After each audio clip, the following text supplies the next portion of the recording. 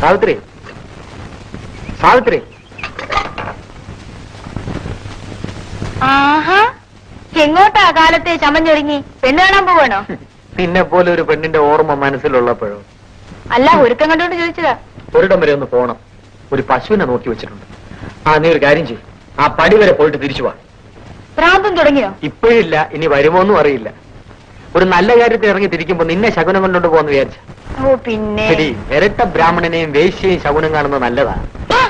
തോയാസം പറഞ്ഞാലുണ്ടല്ലോ. സത്യത്തിന്റെ നേരെ ആട്ടിയതുകൊണ്ട് യാതൊരു കാര്യമില്ല പെണ്ണെ. ദേഷ്യം വരുമ്പോഴാണ് നിന്നെ കാണാൻ കൂടുതൽ. കാന്താരി മുളകിന്റെ നിറം ചുവപ്പാണല്ലോ.